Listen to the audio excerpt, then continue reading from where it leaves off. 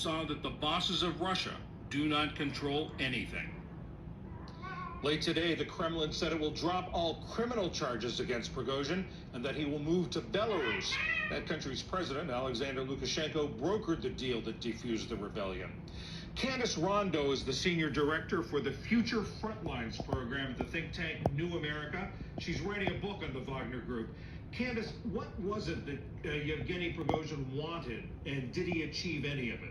Well, he certainly achieved attention-getting. I think he had the attention of the entire world today with his march for justice from Rostov-on-Don up to Moscow, or at least toward Moscow.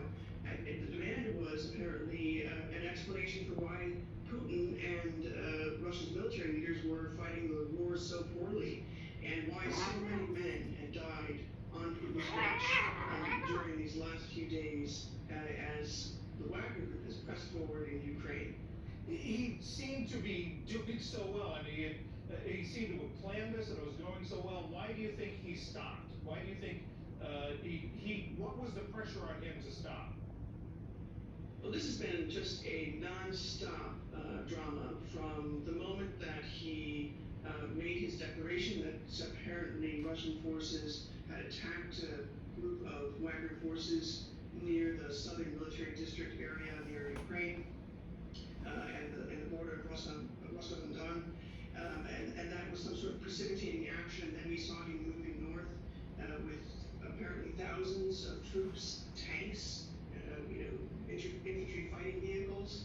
I mean, I think what he achieved today was insulation from what would have been maybe his inevitable downfall had the Wagner Group been brought under the control of the Ministry of Defense, which was another precipitating cause.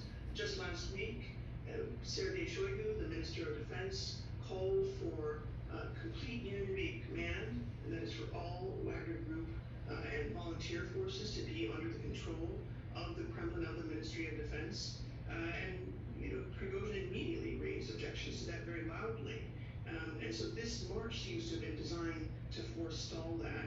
And he seems to have once again slipped the noose, so to speak, and moved to Belarus for safety, as for a safe harbor. Tell us a little bit about who Yevgeny Prigozhin is, and is taking a high-risk gamble, rolling the dice like he did. Is that characteristic of him? This is a guy who, as a young man,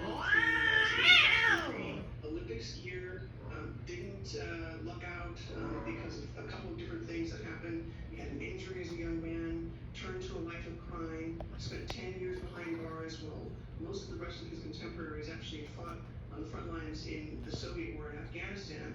So he has that in common with Putin. He did not go to the front lines of Russia's biggest war, other than, of course, Chechnya and this war. And when he got out of jail, out of prison, he turned himself around and became an entrepreneur of upscale food restaurants, big bistros in St. Petersburg. He was, of course,